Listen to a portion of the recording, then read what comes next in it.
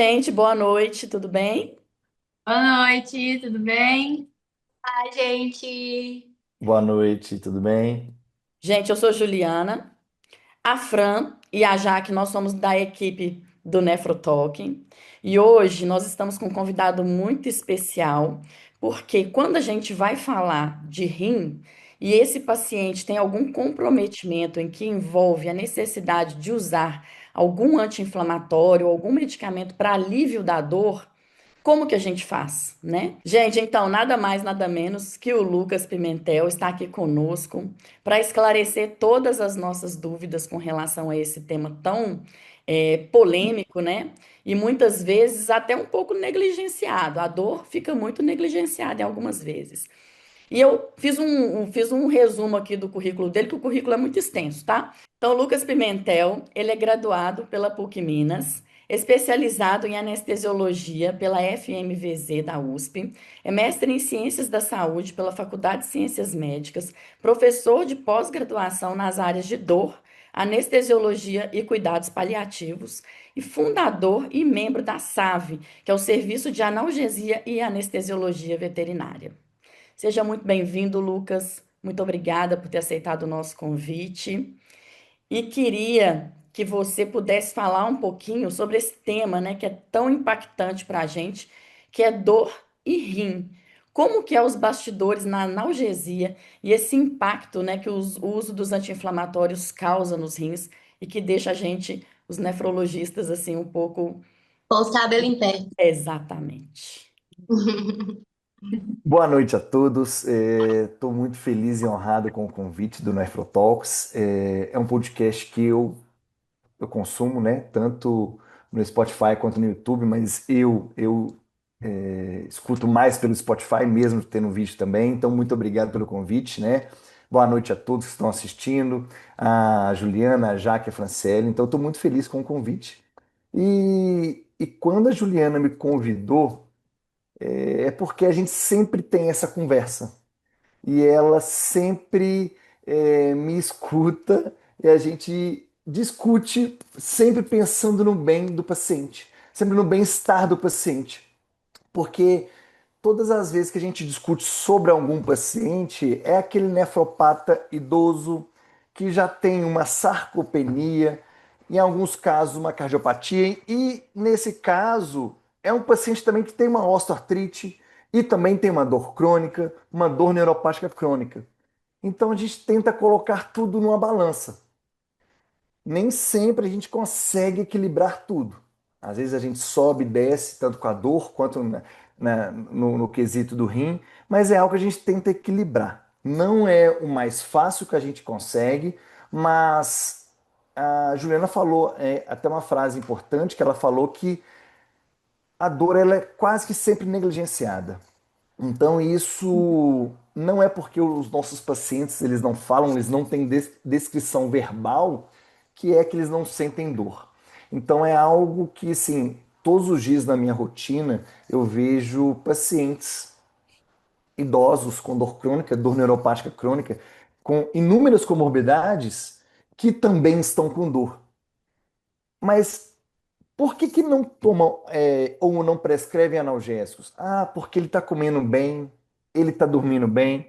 E se a gente for pensar, extrapolar para nós seres humanos, mesmo a gente com dor crônica, a gente dorme, a gente anda, a Uhum. gente deita. Então é algo que a gente negligencia muito na nossa rotina. E de 5, né, 7, 10 anos para cá, isso está numa evolução muito constante e muito boa, que os nossos pacientes, graças a Deus, estão sofrendo menos. É. Então, é um tema muito bom que a gente tem aí para conversar bastante. Então, eu queria até aproveitar, a gente vai falar sobre esses sinais, né? Mas uma das coisas que eu acho que é muito importante é a gente não achar que é porque o cão, o gato é velhinho, que ele vai ficar dormindo mais porque ele é um cão idoso. Isso vai acontecer, mas a gente tem que ter atenção, viu, gente? E nós vamos falar sobre isso. Mas, ô Lucas, eu estou muito curiosa para saber. Aliás, eu já sei, mas eu quero que você conte para todo mundo. Por que que você se enveredou por essa área assim da dor? Porque você já era um anestesista bem conceituado, né?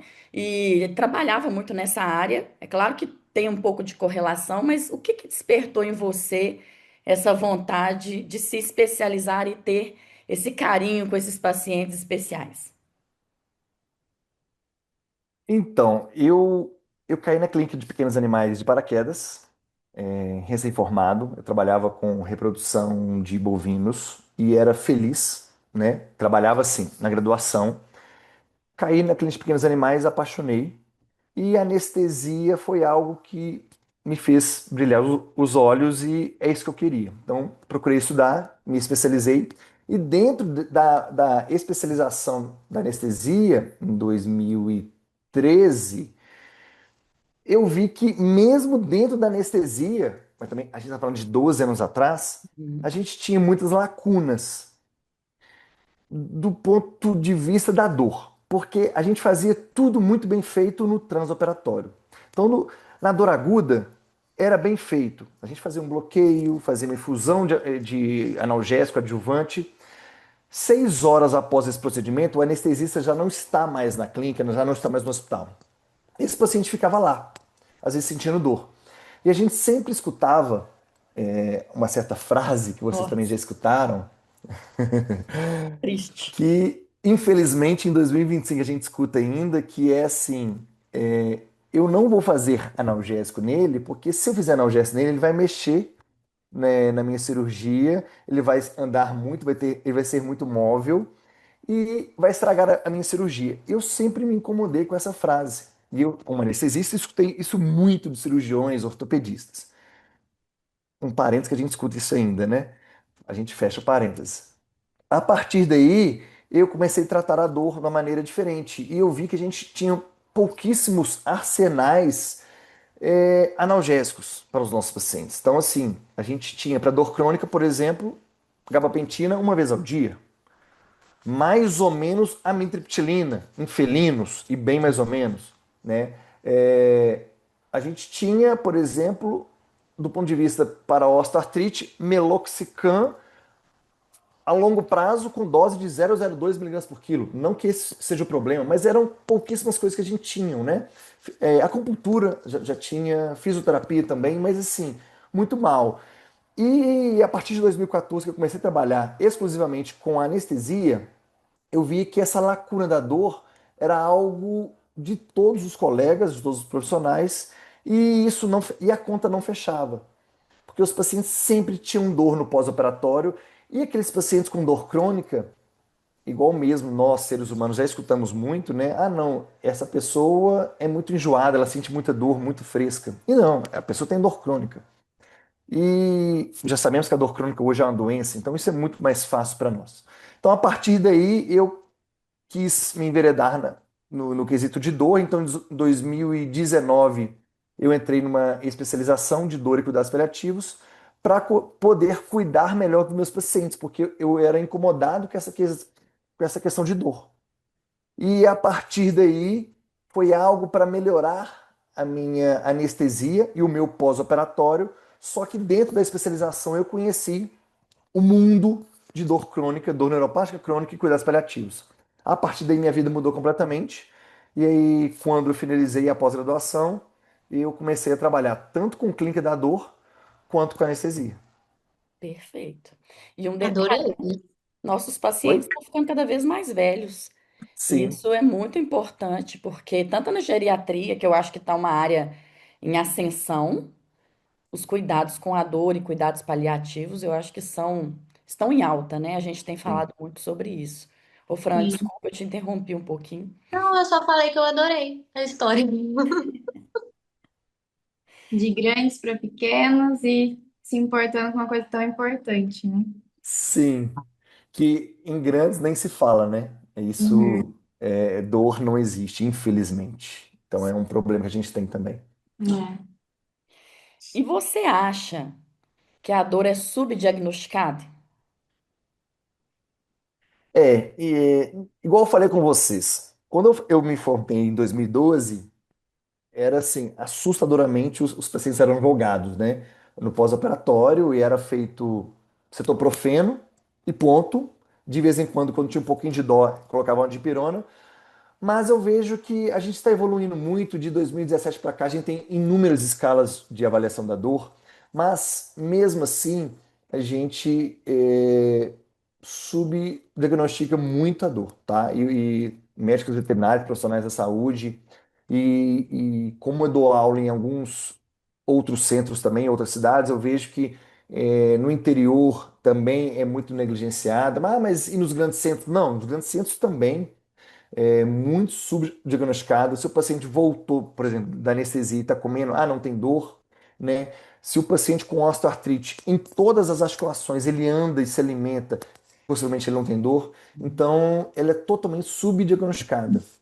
E de 2020 para cá, que a gente tem uma nova diretriz da definição da dor, e dentro dessa diretriz de dor, ela define que nós temos 6 outras diretrizes para fazer essa definição. A sexta e última, que é o animal ou o ser humano que não tem uma descrição verbal, não é porque ele não fala, que ele não tem uma descrição verbal, que ele não tem dor.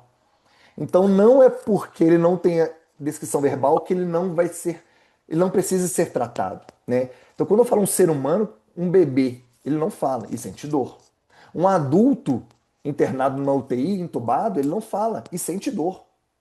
Então nós temos escalas para nos auxiliar nisso. Então não é porque os nossos pacientes não falam que eles não vão poder expressar a dor. Então nós temos que saber identificar esse tipo de comportamento através de comportamento, alterações comportamentais, avaliações e algumas expressões também. Isso é verdade. Ô Lucas, conta pra gente quais são as queixas, né? O que que o tutor muitas vezes vai te procurar falando assim, olha, meu gato tá com esse sinal, meu cachorro tá com esse sinal, e que é um sinal sutil, mas que pode ser um sinal de dor. E me fala também aqueles sinais que você considera que são importantes para o tutor perceber que o paciente, que o cachorrinho ou que o gato tá sentindo dor em casa. Nesses casos, quando é dor aguda, é algo muito fácil, perceptível. O tutor já chega na clínica falando: não, ele está com dor em tal local, tá? Então, eu vou falar aqui sinais e sintomas que normalmente são de dor crônica e que isso está afetando todo o paciente. Porque, igual eu disse anteriormente, a dor crônica ela é uma doença. Então, se ela é uma doença, a dor é apenas um dos sintomas. Então, às vezes o paciente dorme mal, o paciente não consegue levantar do chão mais, principalmente cães pesados. Cães pesados que andam em piso liso têm dificuldade de andar, eles não gostam mais de brincar, reduz a alimentação, ficam mais sem paciência, se encostam próximo aonde dói, eles ficam mais agressivos ou irascíveis. Gato tem dificuldade de subir na caixinha de areia, aquele gato que te acompanhava no sofá, ele não quer subir no sofá, não quer subir na estante para ficar te admirando, não sobe mais na janela, não sobe na pia do banheiro para beber água. Então é um gato que tem uma mobilidade reduzida, tanto o cão quanto o gato. Então, mobilidade, agressividade, não vem mais brincar com você, são sinais e sintomas que podem sim demonstrar ao tutor que está com dor crônica, principalmente. E assim, né, gente, só para dar um exemplo rápido de uma gatinha que a gente trata em comum, né? Foi uma gatinha que ela fez uma cirurgia ortopédica, ela havia sido resgatada com uma fratura e foi indicada uma cirurgia. Enfim, por intercorrências, esse pino migrou, ficou fazendo uma, causando uma sensibilidade dolorosa nessa paciente, até que ela levou para o atendimento especializado em felinos, mas qual que foi o objetivo dela? Descobrir por que que a gatinha, mesmo depois da cirurgia, ela não apoiava mais a pata. Apesar de ter feito o raio-x pós-operatório, o pino está bem localizado e etc, né? Infelizmente, o pino fez essa movimentação, pode acontecer isso. E depois que a gente identificou isso, foi realizada a cirurgia, retirou o pino, mas ela manteve aquela sensibilidade. Aí foi quando eu chamei o Lucas, falei assim, olha, não está resolvendo o nosso problema com ela, e hoje ela é uma paciente de dor crônica, porque foi uma consequência desse pós-operatório. A verdade tem todo o histórico, né? Tem o trauma, tem a cirurgia, tem a fratura e etc. Mas a gente imagina que tenha sido esse período que ficou persistentemente esse pino no lugar errado, né, Lucas? Esse caso é um caso clássico de dor crônica, porque é um caso de dor aguda, maltratada ou não tratada, né? Mas assim, a gente não sabe, igual a Juliana mencionou, o tempo que ela ficou com a fratura até ir para a cirurgia. E até nisso, nós temos lá na periferia uma sensibilização periférica, que é a partir dessa sensibilização periférica, nós temos a dor aguda, que é a dor fisiológica, que é a dor boa. Quando eu falo que é uma dor boa, porque ela é protetiva, ela nos protege contra algo ruim. Porque se eu pisar num prego, meu reflexo vai ser levantar o pé. Porque se eu pisar no prego, o prego vai entrar no meu pé, infecção, tétano, tudo. Então é um dos exemplos. Só que nesse caso, a periferia dela ficou latente, ficou persistente. Então a gente não resolveu tão bem a sensibilização periférica. Com essa sensibilização periférica persistente, nós tivemos uma sensibilização central, que ocorre inicialmente no corno dorsal da medula espinhal, que a partir daí nós temos a dor crônica. Então, ela é uma paciente que já foi resolvido o problema dela periférico, mas ainda assim ela tinha uma dor crônica. É como se ela Nós- tivesse uma memória de dor. É, Perguntar exatamente isso, sobre a questão de memória dolorosa, que já ouvi falar isso. bastante, que às vezes o animal pensa que vai ter dor, mas não que ele necessariamente esteja com a dor. Isso acontece? O primeiro sinal que nós, seres humanos, que os pesquisadores e médicos começaram a identificar e trazer que existe uma dor crônica por si só, começou com esse nome, memória da dor. Porque até então era conhecido como enjoamento dos pacientes. Então, a primeira nomenclatura da dor crônica, eles não sabiam ainda o que era dor crônica, veio com memória da dor. Então a dor não precisa estar lá na periferia para o paciente sentir dor no encéfalo, por exemplo. Então a gente precisa ter uma neuroplasticidade, que é o quê? Uma reorganização neuronal. Então tudo que é plástico é móvel. Então ela faz uma reorganização neuronal, transformando esse estímulo da periferia, que é uma dor aguda, em dor crônica. Então, por isso que chama também dor crônica ou dor nociplástica. Então, assim, vou falar exemplos de vocês, por exemplo, uma cistite idiopática felina. Eu não preciso ter uma lesão periférica para o paciente sentir dor. Uma dor orofacial, não preciso. Uma hiperestesia felina, não preciso. Uma síndrome do intestino irritável, não preciso. Em seres humanos, fibromialgia. Quem tem fibromialgia sabe. Você não precisa ter uma lesão. Aí você pergunta, onde dói? A pessoa não sabe te falar onde dói, porque dói em todos os lugares. Tudo, né? Dói tudo. Então, amputação, que é a famosa conhecida dor do membro fantasma. Nós não temos mais lesão periférica. A lesão periférica foi embora, o drive periférico foi embora. Mas o que ficou foi o quê? A neuroplasticidade, a dor crônica, né? Essa memória da dor. Então a memória da dor nada mais é do que a neuroplasticidade. A partir daí, esse paciente tem a dor nociplástica, onde ele não precisa ter uma lesão potencial real periférica. Ele tem uma neuroplasticidade, então ele já tem uma dor crônica, no caso, uma doença. Porque de 2019 para cá, a dor crônica ela já é considerada uma doença, então ela já tem um CID. Então, se ela tem um CID, você já pode pegar um atestado médico e colocar dor crônica, por exemplo.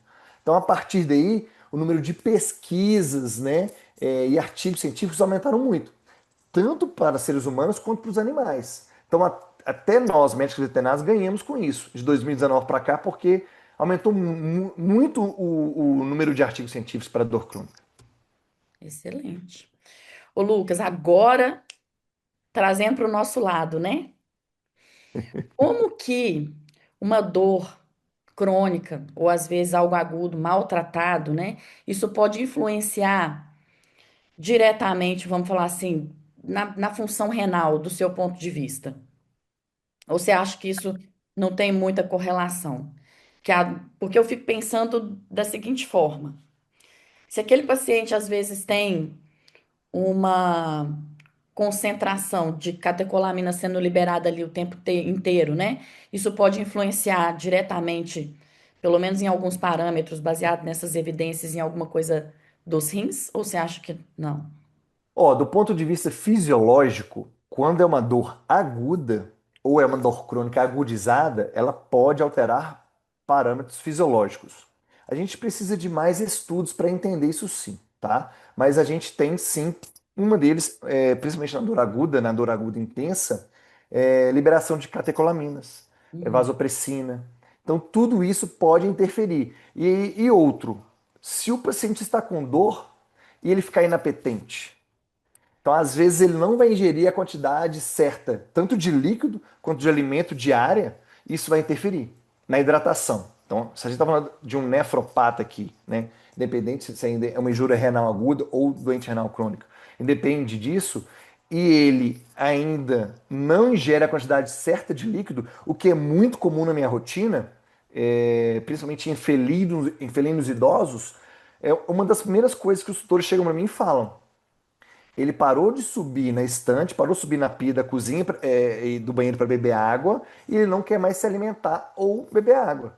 É uma E das para urinar coisas. também, né? Eles param de urinar por causa de dor. Aí, É, então assim, eu tenho alguns pacientes que eles têm dificuldade em defecar e de urinar, porque a posição que eles ficam dói. Então eles chegam na caixinha de areia, dão uma olhada e saem. Por quê? Eles posicionam e eles não querem fazer, porque gera muita dor. Então vem toda a repercussão. exatamente. Aqui, agora pensando num paciente doente renal crônico, é, a gente questiona muito isso, né? Algumas cirurgias que a gente acaba precisando fazer, e esses pacientes, depois de um pós-operatório, eles precisam receber medicação. E é claro que a gente não vai deixar acontecer a sensibilização, ficar sentindo dor. Excelente. Nesse contexto, eu troco muita ideia com o Lucas, né? Mas eu queria que você contasse para as pessoas, assim, qual o seu ponto de vista com relação a isso. Como tratar a dor de um paciente num pós-operatório, mas ele tem uma condição já pré-existente de doença renal crônica, por exemplo.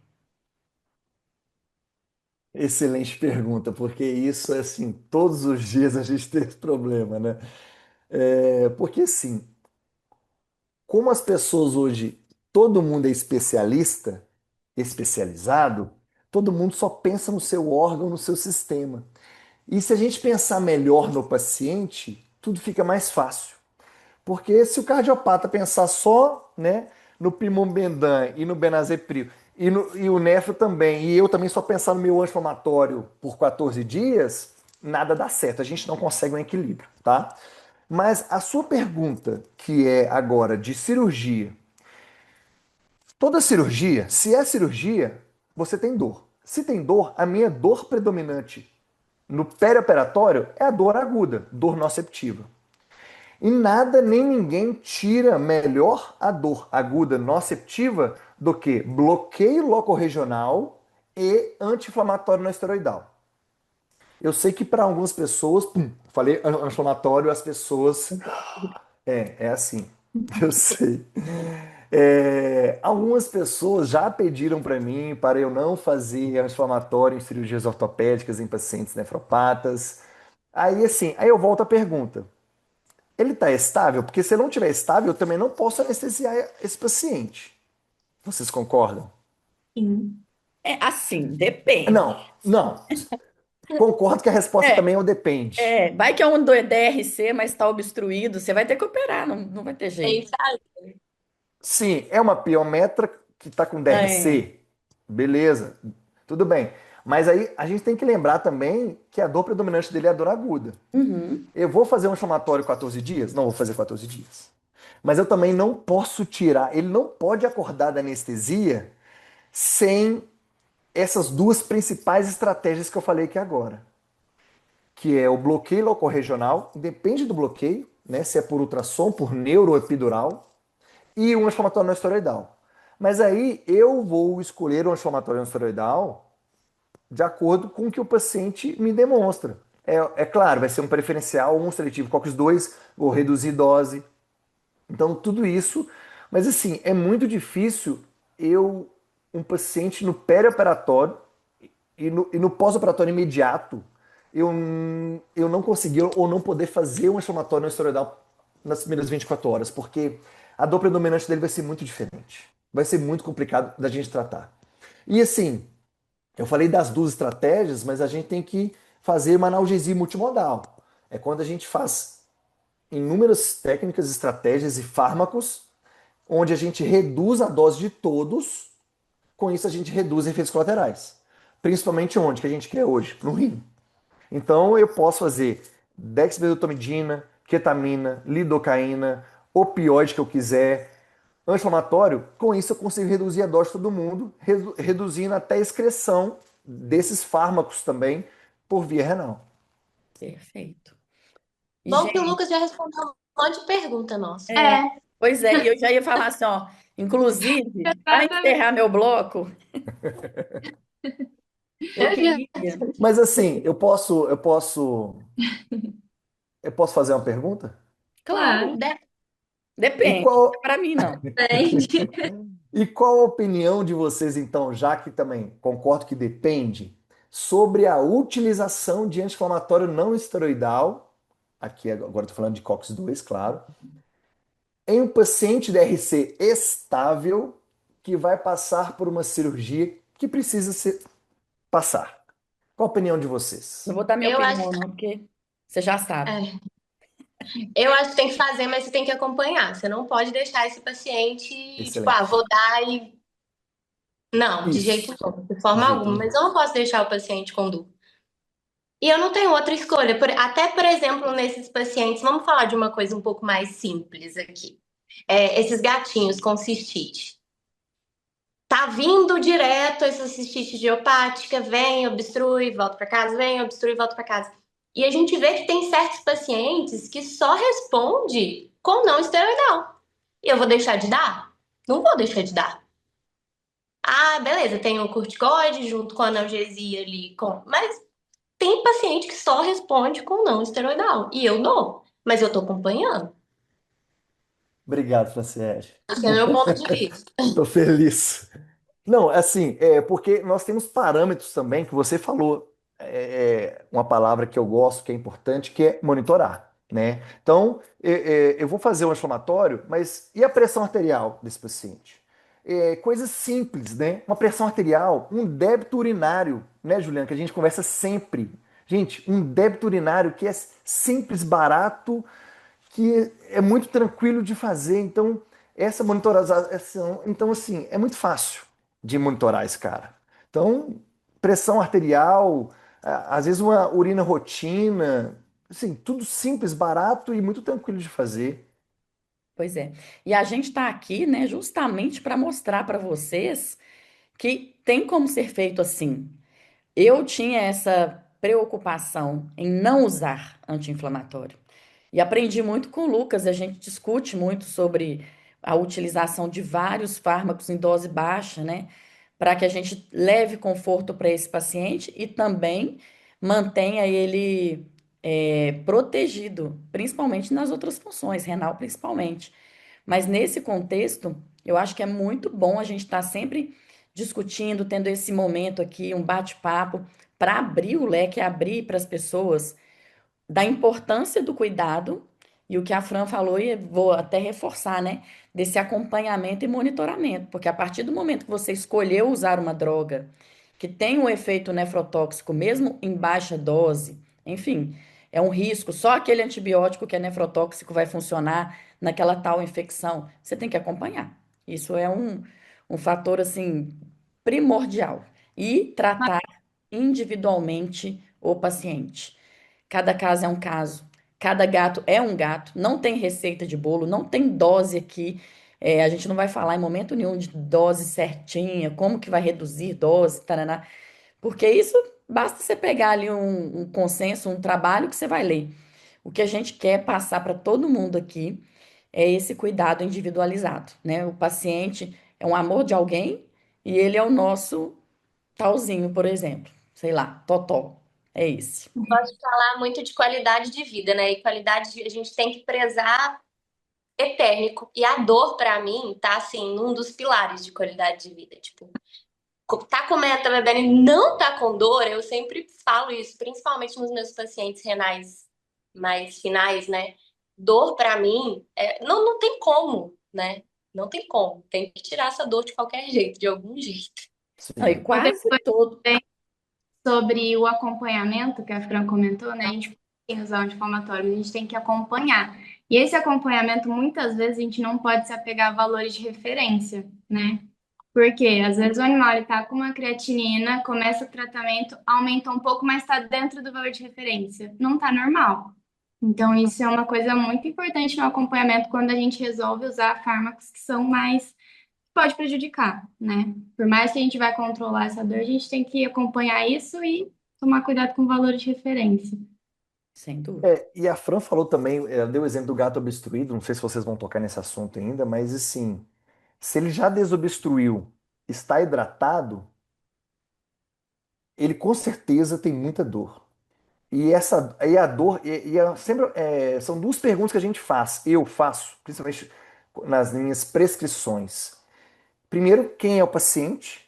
Depois, que eu sei quem é o paciente, de todas as biografias do paciente e comorbidades, qual a dor predominante? Então, nesse caso que a Fran deu exemplo, é uma dor aguda noceptiva. A dor predominante é aguda noceptiva. Então, um bloqueio, uma analgesia multimodal junto com o inflamatório, com uma dose bem baixa, vai super bem. Com ele hidratado, estável, vai super bem. Perfeito, perfeito. Fala pra gente um pouquinho, vamos entrar então nesses anti-inflamatórios, porque aqui a gente tem todo tipo de público também, né? Fala um Uhum. pouquinho desse negócio, COX-1, COX-2, essa loucura, e qual que é melhor ou pior pro rim? Nós vamos falar ainda sobre os corticoides ou eu já falo agora? Pode Pode falar falar. agora. Eu gosto de pensar que eu amo corticoide. As pessoas me xingam, mas eu amo corticoide. É assim. Então vamos começar. Se a gente for olhar uma cascata inflamatória, se a gente for começar por cima, eu vou começar por ele porque ele está lá em cima, né? Então, após uma lesão, nós temos as membranas fosfolipase liberando alguma mediadores químicos inflamatórios. E os corticosteroides, eles agem lá em cima, então eles agem antes do ácido araquidônico. Então, do ponto de vista inflamatório, os corticosteroides ninguém ganha deles, porque eles são muito bons anti-inflamatórios. Excelentes. Para reduzir um edema periférico, é excelente. Só que, do ponto de vista da cascata inflamatória, as pessoas acham que, como eles estão lá em cima, eles vão inibir todo mundo lá embaixo. E não.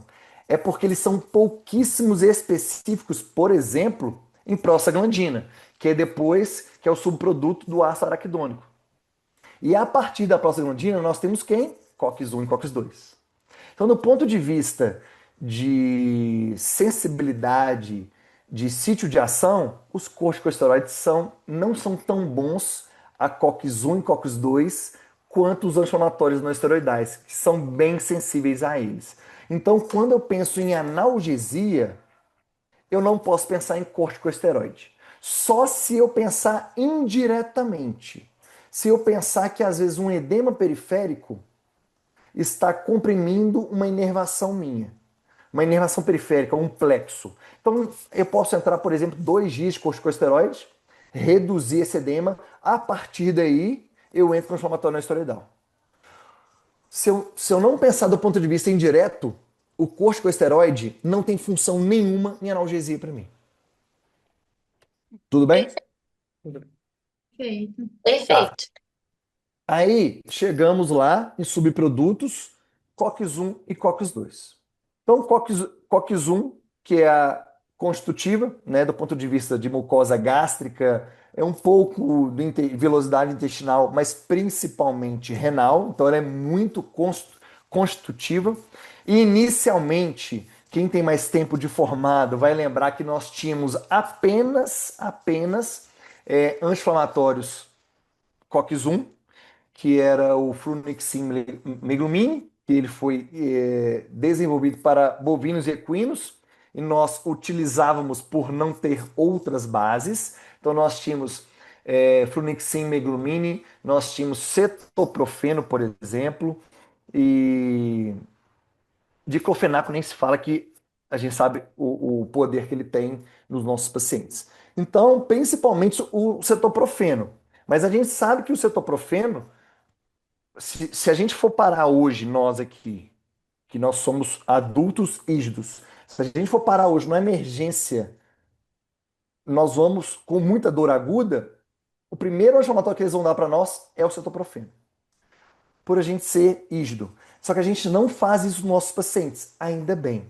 Então, quando nós tínhamos há 10, 12 anos atrás esses anti-inflamatórios, a gente só tinha um anti-inflamatório COX-2, que era o firocoxib. Então, do ponto de vista de constitutiva para rim e estômago, nós temos esses anti-inflamatórios. A partir daí, nós temos o COX-2, que ela é induzível inflamatória. Mas nós sabemos também que de 2013 para cá, o COX-2 ela também é constitutível. Por quê? Em alguns pacientes, todos nós já vimos, em alguns pacientes que a gente prescreve, em algum anti-inflamatório COX-2, eles apresentaram algum grau de diarreia, de desconforto abdominal, já teve vômito ou já teve até alguma alteração renal. Então a gente se pergunta, mas por quê? Porque ela é um pouco também constitutiva. Não quanto a COX-1, mas é também. Então, dentro de COX-2, principalmente, nós temos os preferenciais e os seletivos. Então, os preferenciais é o que a gente mais utiliza na nossa rotina. Do ponto de vista custo-benefício, são os que a gente mais utiliza, que é o meloxicam e o carprofeno. Já os seletivos COX-2, nós temos firocoxib, robenacoxib, mavacoxib, hoje nós já temos celecoxib.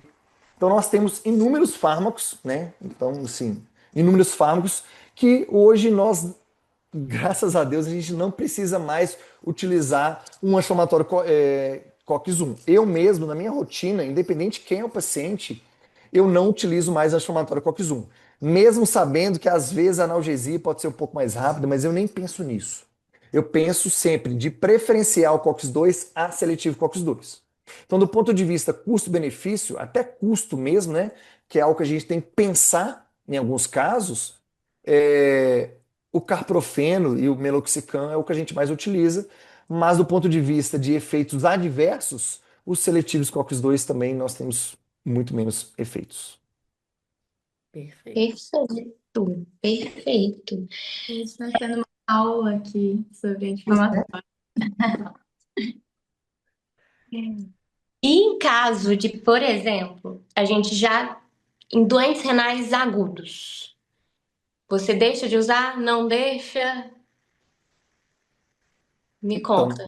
depende. Aí, É igual a gostou, gente. Conta. gostou, né, Juliana? Gostei. Então, aí eu tenho que ver o seguinte: esse paciente, se é uma injúria renal aguda, né? Ele está hidratado? Porque se ele estiver desidratado, aí é 100% das vezes eu não utilizo, tá? E qual o grau, né, que esse paciente está de alteração também? É um paciente que eu vejo que se eu fizer anti-inflamatório vai ser pior para ele? É caso cirúrgico, é caso clínico, então são casos que eu analiso. Se eu puder ter mais parâmetros, Ok. E né? nesses casos de que você escolhe não usar, você utiliza uma alternativa? Tipo, vai para uma analgesia diferente sem utilizar um anti-inflamatório? Aí eu iria, por exemplo, de dipirona. Não que eu deixaria de utilizar dipirona também, tá? Tá. Mas dipirona é um dos melhores fármacos que nós temos hoje do ponto de vista analgésico. É um fármaco barato, de fácil acesso, com poucos efeitos colaterais. Eu sei que muitas pessoas têm algumas dúvidas em relação à dipirona, mas assim, a dipirona ela tem pouquíssimos efeitos colaterais. Todos aqueles trabalhos que falam que tem são trabalhos lá embaixo na base da pirâmide em evidência, tá? Então eu utilizaria dipirona e até às vezes um opioide, uma dose mais baixa. Qual que é o grande risco? Não risco, mas explica pra gente. Por que não fazer o anti-inflamatório quando o animal está desidratado? que isso pode causar? Se ele está desidratado, eu tenho que ver como que está a minha hemodinâmica, a hemodinâmica do paciente, né? Então, como que vai estar a periferia desse paciente, a perfusão desse paciente? E como que vão estar os órgãos vitais também? Então, eu vou avaliar isso. Então, se eu tiver, por exemplo, uma redução do débito cardíaco, que é um dos principais parâmetros que eu tenho que olhar, um dos mais difíceis, né? Porque eu só consigo avaliar débito cardíaco através do ecocardiograma. Então, se o meu débito cardíaco reduzir, consequentemente, eu vou reduzir a minha pressão. Diferente do aumento da resistência vascular periférica.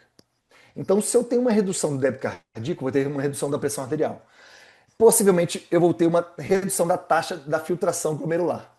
Com Uhum. isso, eu posso ter alterações em COX-1 que vai piorar nessa questão nefro. Então, eu penso nessa questão. Eu falei algo do débito cardíaco aqui, gente, mas eu sei que é difícil a gente ter um eco disponível, tá? Não são todos os lugares, às vezes tem que chamar um cardio, mas do ponto de vista, eu teria que avaliar a hemodinâmica melhor do meu paciente para falar. Mas aí a gente volta naquele básico também que eu falei lá no início, que a gente conversa, e a Juliana, a gente conversa muito. Eu posso avaliar mucosa, eu posso avaliar TPC, turgor cutâneo e o débito urinário também, que é simples de fazer. Exatamente. E qual que você acha que seria mais seguro numa condição de um DRC estágio um tranquilo, mas que a imagem do rim dele já não é boa, e ele precisa tomar um anti-inflamatório, sei lá, por uma dor crônica que agudizou? Eu preciso fazer uma triagem. A triagem para avaliar a segurança desse anti-inflamatório no meu paciente. Então, eu vou fazer, óbvio, um exame clínico, físico completo, pressão arterial, que é algo simples também e qualquer profissional faz, hemograma, bioquímico, urinálise e avaliar hidratação ou não. Mas assim, você mesmo falou, se ele estiver estável e com todos esses parâmetros que eu falei aqui agora, não tem por que não utilizar. Aí eu utilizo sim, aí eu vou utilizar um seletivo COX-2, principalmente. Perfeito. Perfeito. Porque As assim, minhas... se Ah, ele se ele está estável, né, igual você falou, ele vai estar normotenso. É claro que também assim, tem paciente que vai conviver com um pouco de hipertensão para o resto da vida. Mas a gente tem que saber se esse é o basal dele a partir de agora. É. Aqui, e você lembra de algum caso que foi mais desafiador assim na sua rotina, que teve algum comprometimento renal, o paciente já era DRC, enfim, ou que estava agudizado com uma injúria renal aguda, né? E que precisou fazer uso, talvez por um período mais longo, nesse acompanhamento especializado da dor? Sim, hoje nós já temos trabalhos demonstrando a segurança dos anti-inflamatórios. Esse exemplo que você pediu para eu dar, assim, mais de 90% dos casos é em felinos. Assim, mais de 90%. DRC, idoso com ou câncer ou osteoartrite, tá? Então hoje nós já temos trabalhos demonstrando muita segurança dos anti-inflamatórios. Mas não é porque tem artigos, evidências mostrando que eu posso utilizar, que eu também não vou monitorar meu paciente, né? Então eu vou avaliar a pressão arterial. Ah, ele não é um proteinúrico, ele está hidratado, eu vou fazer creatinina, SDMA. Então eu posso utilizar, por exemplo, nós temos desde, se não me engano, 2010, trabalhos que mostram a utilização de meloxicam a longo prazo. Longo prazo quanto? 8 meses. Não. 0,02 miligramas por quilo, ou todo dia, ou um dia sim, um dia não, que apenas 4% dos pacientes tiveram alterações durante esses 8 meses. Então, eu tenho alguns pacientes que eu faço isso. Lucas, mas até hoje, sim, até hoje, mesmo a gente tendo esse tanto de arsenal de medicações hoje, mas por que eu utilizo? Porque é uma das formas mais baratas que eu tenho hoje para tratar a dor crônica por osteoartrite é fazer um inflamatório a longo prazo. porque infelizmente a gente não atende só é, tutores responsáveis, tutores, né, barra responsáveis, que têm condição financeira boa. Uhum. Então, o meloxicam, por exemplo, ou até mesmo o robenacoxib a longo prazo, são estratégias que eu consigo que, do ponto de vista financeiro, fica mais acessível. E mesmo ele sendo um DRC crônico, no caso estável, eu consigo prescrever monitorando esse paciente. Lucas, e os anticorpos monoclonais aí que tá na moda, funcionam em questão de dor, principalmente nesses pacientes de osteoartrite? Sim, os anticorpos monoclonais hoje nós temos, tanto para cães quanto para gatos, do ponto de vista práticas baseadas em evidências, que é aquela pirâmide, é, eles são primeira linha em tratamento de osteoartrite. Mas Uhum. quem estão dentro da primeira linha hoje para tratamento de osteoartrite? Anticorpos monoclonais e anti-inflamatórios não esteroidais. Então, por quê? A osteoartrite, ela basicamente ela tem uma inflamação crônica, né? Crônica de baixo grau, mas é crônica. Então não adianta nada também eu entrar com o anti-inflamatório, com o anticorpo monoclonal, por exemplo, se eu não reduzir essa inflamação. Então eu preciso inicialmente reduzir essa inflamação, tá? E anticorpos monoclonais, eles vão fazer um milagre? Não. Quem faz o milagre é emagrecimento, fortalecimento muscular e fisioterapia. Isso sim faz milagre, tá? Então, por exemplo, às vezes um paciente ele é passível de receber anticorpo monoclonal, mas ele é obeso e sedentário, eu prefiro não prescrever por enquanto, tá? Mas, do ponto de vista analgésico, é excelente, gosto muito do resultado, tenho inúmeros pacientes, vejo um uso indiscriminado para pacientes que não têm necessidade nenhuma, tá? A utilização único e exclusivo para osteoartrite e ponto, tanto para cães quanto para gatos. Então, do ponto de vista de ensaio clínico randomizado duplo cego, o que nós temos de evidências hoje para osteoartrite é anticorpo monoclonal e anti-inflamatório não esteroidal. Ok, É, isso é muito Ótimo. importante, definir se é o paciente adequado para isso também, né? Porque Isso, isso. virou moda e aí acaba sendo utilizado de forma inadequada. Sim. Eu tô adorando esse tema. Tô achando super legal, tô aprendendo muito, porque é sempre um desafio, né? A gente ter o paciente renal, escolher o fármaco certo sem sobrecarregar, né, essa função renal. E a gente tem outras questões também, né, outras estratégias que permite a gente reduzir dose de outros fármacos, igual a gente estava comentando sobre isso até agora, né?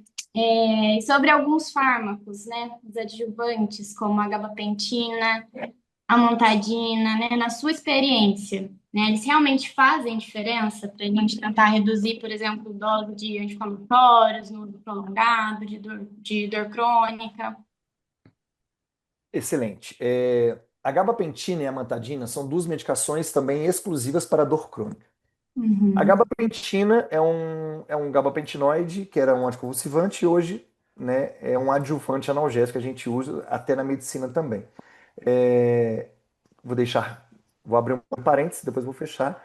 Gabapentinoide não trata osteoartrite, tá, gente? Então, gabapentina e pregabalina não é para osteoartrite e com exceção se tiver um componente neuropático. Então, a gabapentina ela é uma medicação exclusivamente para dor neuropática crônica.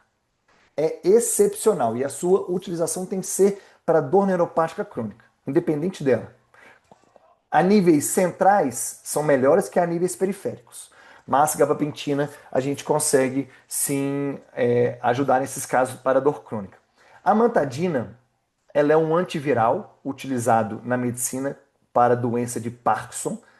Eu sempre gosto de falar isso porque a gente tem que deixar claro isso para o tutor, senão ele vai te ligar de novo. Meu cachorro está com Parkinson?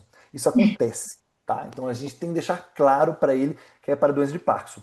Só que nós utilizamos a amantadina, de uma maneira extrabula, off-label, porque nós temos inúmeros trabalhos também que ela age para dor crônica, principalmente em osteoartrite. Então ela age onde? No receptor NMDA.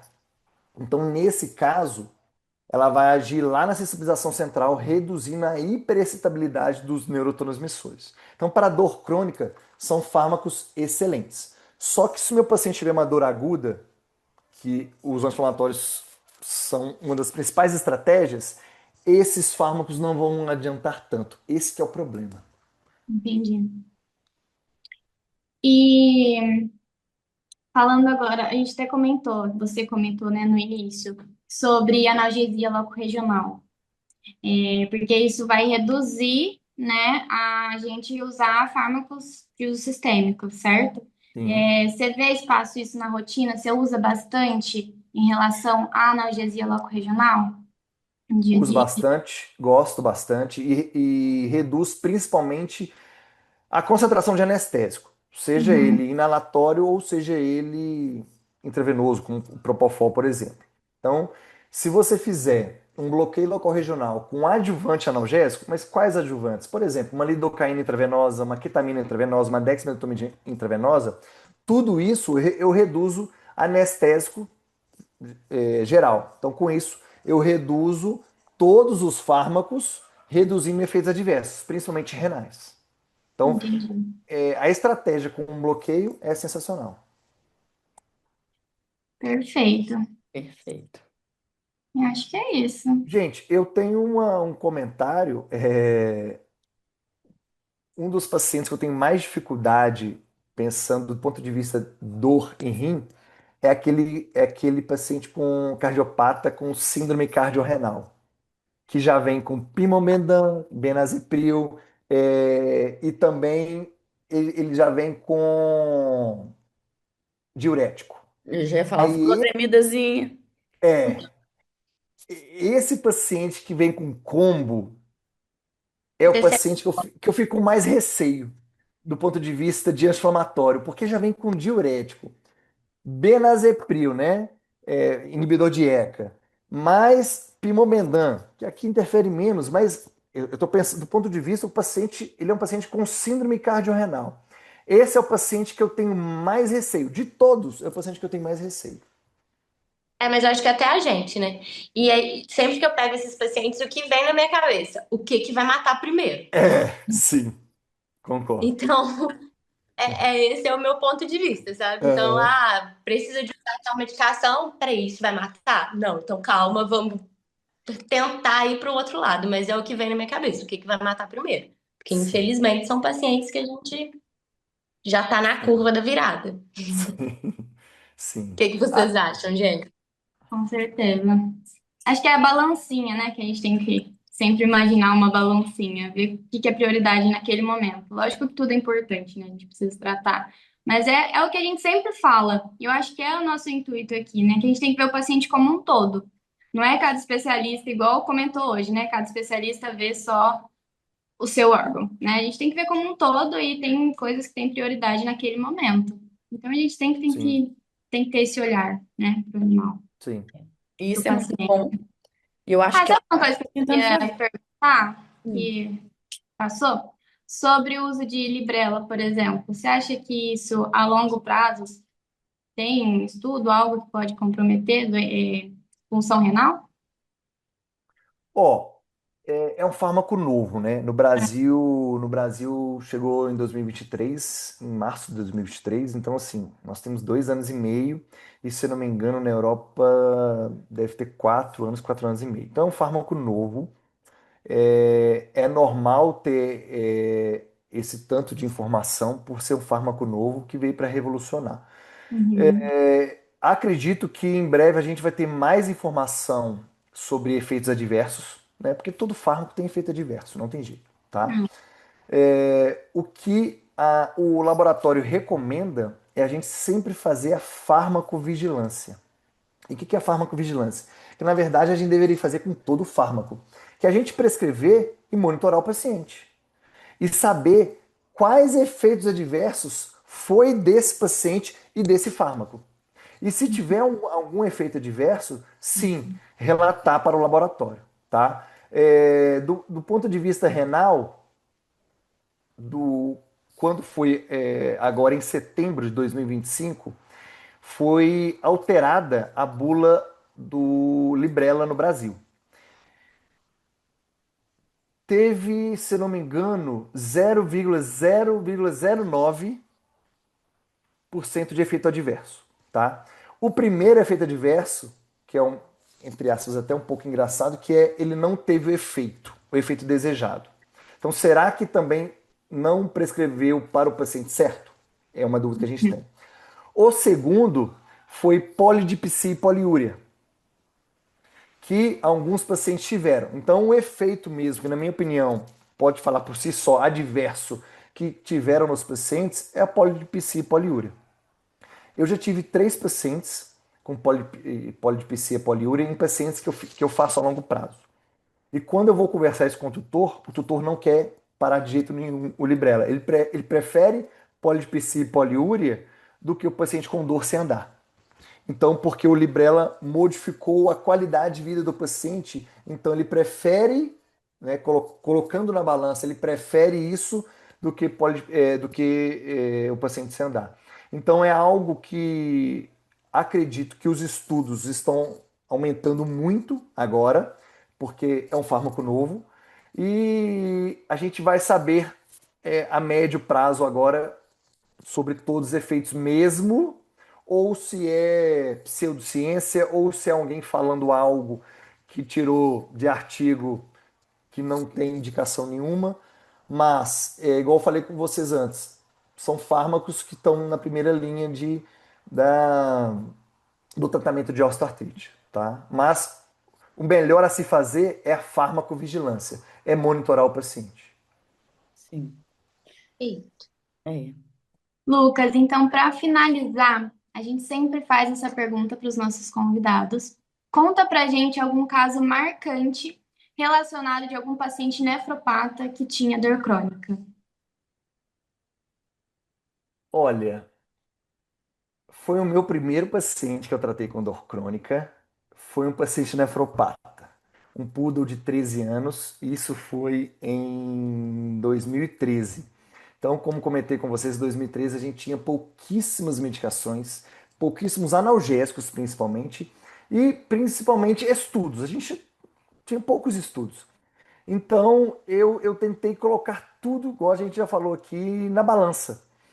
E ele veio tomando gabapentina e a tutora falou, ele não está adiantando nada. Então, desde 2013, já sabíamos que gabapentina não trata osteoartrite. Então, nisso, eu consegui equilibrar esse paciente quando ele tinha agudizações com dipirona, mas eu dei 25% da dose que era para dar para ele normalmente de firocoxib todos os dias, mais acupuntura. Ele era um DRC estável, que eu consegui estabilizar a dor crônica dele também com acupuntura, e o acupunturista era um excepcional acupunturista, mas com firocoxib com 25% da dose todos os dias. Nesse caso, eu consegui estabilizar e eu não tive repercussão renal. Então, que por coincidência foi meu primeiro caso.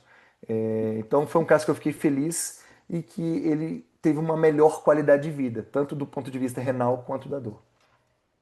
Incrível, muito legal. Acupuntura, eu adoro essa A área. acupuntura é E sensacional. é um tema que a gente pode estar trazendo aqui, Sim, né? Porque é um tema incrível que é realmente incrível. ajuda, né? Sim. Ô, Lucas, eu queria agradecer a sua presença, dizer que esse foi um podcast muito leve, a gente não aprofundou em muitas coisas, mas é para tentar elucidar algumas dúvidas de todos os profissionais da nossa área e também daqueles tutores que têm um pouco mais de curiosidade e que busquem uma informação técnica baseada em evidências, para que assim a gente possa estar sempre alinhados, né? Hoje a gente detém a informação na nossa mão e às vezes, igual você falou, às vezes está lendo um artigo que não é tão conceituado, ou de repente está lendo de uma revista que não tem uma. Como é que fala? Me ajuda no termo correto aí.